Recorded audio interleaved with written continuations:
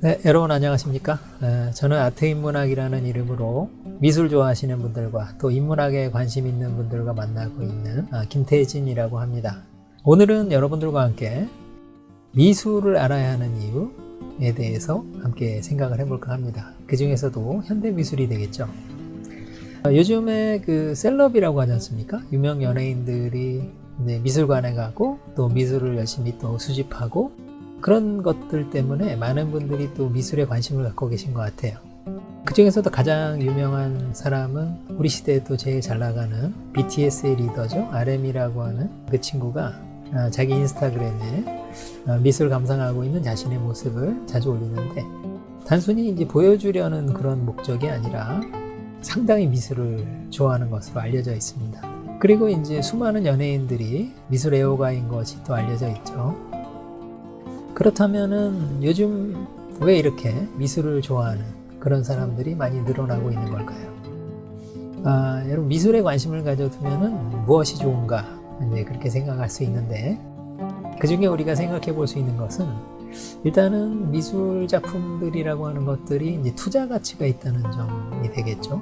유명한 작품들이나 이런 거 너무 비싸기 때문에 요새 그 대안으로 떠오르고 있는 것이 NFT라고 해서, 그죠? 블록체인 기반의 새롭게 대두되고 있는 디지털 디자인 작품들이라든가 이제 그런 것들이 굉장히 높은 가격에 거래되고 있어가지고 그것들이 많이 이슈가 되고 있죠. 실제로 그 예술 작품들은 오래전부터 그 투자 가치가 있는 것으로 그렇게 인정받아 왔습니다. 사실 요즘은 주식도 불안하고 부동산도 앞으로 떨어진다라고 하고, 그래서 많은 분들이 과연 이제 어디에 투자해야 되느냐 이제 그런 거 생각하고 계실 텐데, 그 대안 중에 하나가 이제 예술 작품으로 거론되고 있는 것 같습니다. 유명한 셀럽들은 이제 인스타그램에 자기 집을 소개해 주기도 하는데, 그 중에 이제 빅뱅의 또 유명한 우리 지드래곤 같은 그런 친구는 자신의 집에 세계적으로 유명한 예술가들의 작품을 소장하고 있는 것으로 또 유명하죠. 본인이 좋아하는 예술가니까 당연히 예술 작품을 구매하고 했겠습니다만은, 이렇게 갖고 있다 보면은 나중에 엄청난 가격이 뛰어가지고 투자 가치가 있는 경우도 많이 있겠죠. 그런 측면을 좀 많이 보고 있는 것 같은데, 근데 이제 미술 작품을 또 투자하겠다고 마음 먹으면은 그게 또 만만한 것은 아닙니다. 왜냐하면 미술을 좀 제대로 공부를 좀 해야 돼요. 그래서 이제 미술 작품 보는 눈도 좀 길러야 되고, 그 다음에 이제 예술가, 작가들에 대해서도 많이 알아야 되겠죠? 그런 일들이 있습니다. 그것 이외에도 요새 미술 감상하는 인구가 굉장히 많이 늘어나고 있습니다. 특히 이제 젊은 층 위주로 추세가 대단히 두드러지고 있는데요. 그 중에 이제 젊은 여성들이 그 분위기를 주도하고 있죠. 그래서 미술관 같은 데 가보면은 굉장히 많은 그런 인파들이 요새 밀려오고 있는 걸 알고 있는데, 그 중에 이제 남자분들은 주로 왜 가야 되나 이유를 모르면서 처음에 이제 사진 찍어주러 간다고 합니다. 그래서 사진 좀 찍어주다가 그러다가 조금씩 이제 관심이 생기는 거죠. 미술 작품이라는 게 이런 것처럼 이제 좀 접하는 기회가 있다 보면 조금씩 이제 관심도 생기고 이제 그런 분야라고 할 수 있습니다. 2년 전인데요. 네, 우리나라에 아주 유명한 전시가 하나 있었습니다. 데이비드 호크니전이라고 해서, 데이비드 호크니 하게 되면은 이제 영국 이제 예술가고, 살아있는 예술가 중에서는 가장 또 유명한 사람 중에 한 사람이죠. 그리고 또 그의 작품들이 또 대단히 비싼 가격에 거래되는 사람이기도 하고, 그래서 이제 관심 많이 받는 사람인데, 우리나라에 그때가 여름이었을 거예요. 그때 대규모 전시회가 열렸는데, 서울 시립미술관에 제가 여러 차례 가봤습니다만은 그때마다 정말 많은 사람들이 장사진을 치고 있어서 깜짝 놀랐던 적이 있습니다. 제가 또 나중에 뉴스를 찾아보니까 한 45만 명 정도? 그 정도면 정말 대단한 기록입니다. 그래서 우리나라도 이제 많은 분들이 미술을 즐길 수 있게 됐구나, 그런 생각을 한 적이 있습니다. 그러면은 요즘 이제 분들이 왜 이렇게 미술을 많이들 둘러보시느냐, 그런 것들 좀 생각을 좀 해봐야 되겠죠. 거기엔 중요한 이제 이유들이 있는 것 같아요. 그 중에 하나를 꼽아보자 그러면은, 우리나라가 선진국에 진입했습니다. 2021년 국제적으로도 이제 우리나라가 이제 선진국으로 공인된 그런 해가 되겠는데요. 소득 3만 불이 넘어섰고, 그 다음에 여러 가지 경제 지표에서, 그 다음에 또 여러 가지 분야에서 지금 우리나라가 전 세계 여러 문화도 리드하고 있고, 그런 가운데 우리나라가 선진국에 진입한 것은 이제 누구도 부인할 수 없는 그런 일이 돼버렸는데, 그거와 이제 미술 보는 분들이 늘어난 것이 연관성이 좀 있어요. 무슨 말씀이냐면은, 다른 나라의 경우에도 그 나라 국민소득이 3만 불 정도 되는 이제 수준이 되면은 일반 대중분들도 이제 미술을 보기 시작한다. 이제 그런 이제 법칙 같은 게 있습니다.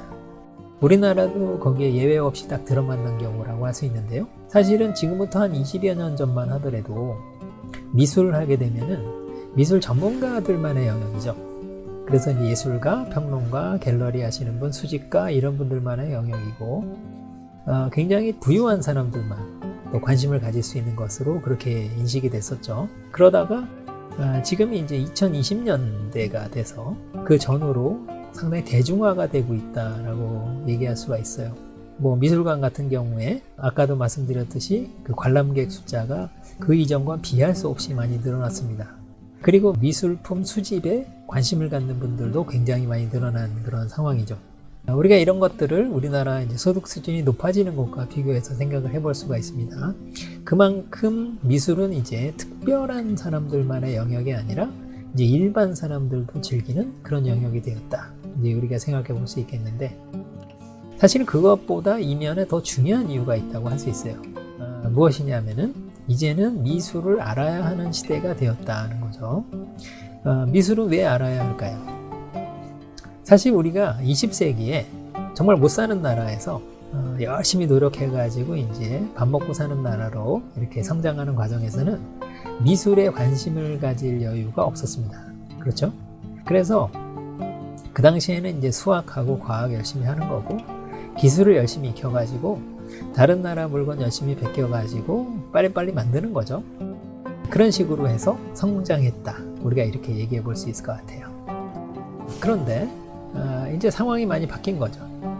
어떻게 바뀌었느냐? 이제 우리나라가 다른 나라를 열심히 쫓아다니면서 성장했었던 그런 시절이 끝나고, 이제 어느덧 이제 여기저기 둘러보니까 우리나라가 앞에 있는 경우가 많이 있다는 거죠. 그래서 지금 반도체, 디스플레이, 조선, 석유화학을 비롯해서 정말 많은 분야에서 우리나라가 세계를 선도하고 있는 그런 상황입니다. 그러다 보니까 사실 우리가 예전에는 좀 부끄러운 오명이기도 하죠. 카피캣이라고 불리면서 다른 나라 열심히 베끼다가 이제는 이제 베낄 게 없어졌다, 이렇게 얘기할 수가 있어요. 그러면 이제 우리는 뭘 해야 되느냐?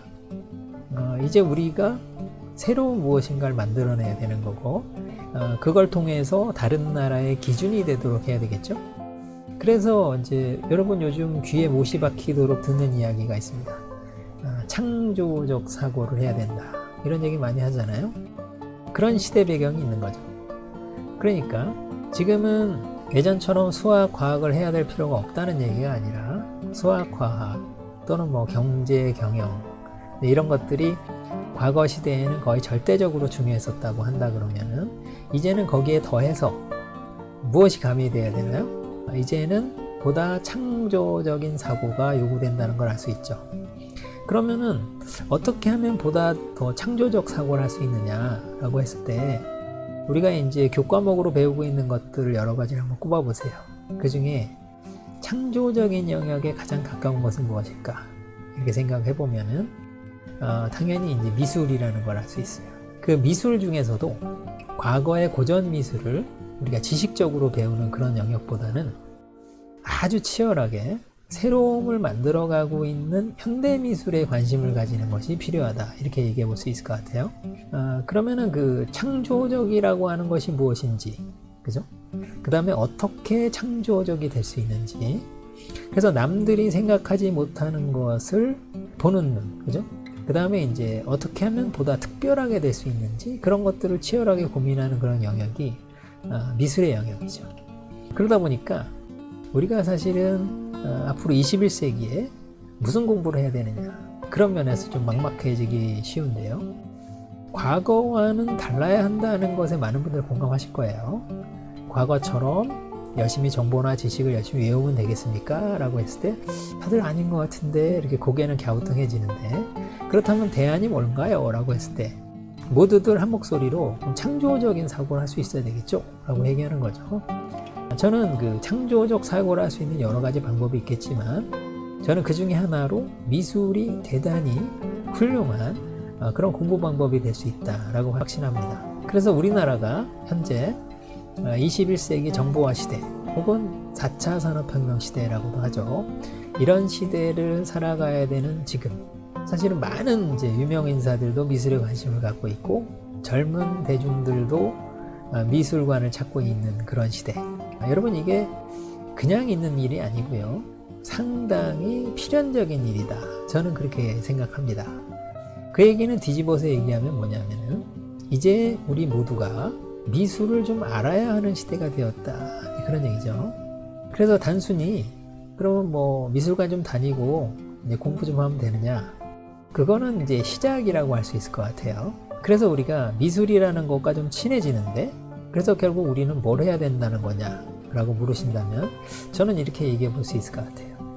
일단은 미술과 친해지는 걸 시작으로 미술에서 벌어지고 있는 창조적 사고 활동에 관심을 가지실 필요가 있겠죠. 그죠?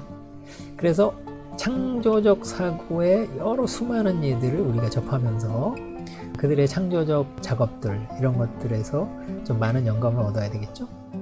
이제 거기에서부터가 이제 하나의 중요한 실마리가 된다. 그렇게 생각합니다. 자, 그래서 21세기 지금 많은 사람들이 미술에 관심을 갖고 있다. 이거 예사롭게 보셔서는 안 되고요. 그래서 이제 우리는 이제 미술에서 좀 답을 찾아볼 건데 앞으로 이거와 관련해서 좀 다양한 얘기를 해볼 수 있을 것 같습니다. 저는 그래서 이 채널을 통해서 여러분들께 창조적 예술가들을 좀 소개해 드릴까 하고요. 그리고 또 변화하는 시대에 대해서도 여러분과 이야기를 나눌 것 같습니다. 그리고 또 여러 가지 변화하는 시대 속에서 우리가 꼭 알아야 되는 여러 기술들에 대한 이야기도 좀 나눠볼 거고요. 그러면서 그거와 관련된 인문학적인 이야기들, 특히 뭐 역사적인 곳에서 배울 수 있는 점, 그 다음에 철학적인 점에서 우리가 생각해야 되는 포인트, 이런 것들을 한번 다양하게 다뤄보도록 하겠습니다. 네, 오늘은 여기서 마치겠고요. 또 여러분들과 자주 만날 수 있는 그런 기회를 마련해 보도록 하겠습니다. 감사합니다.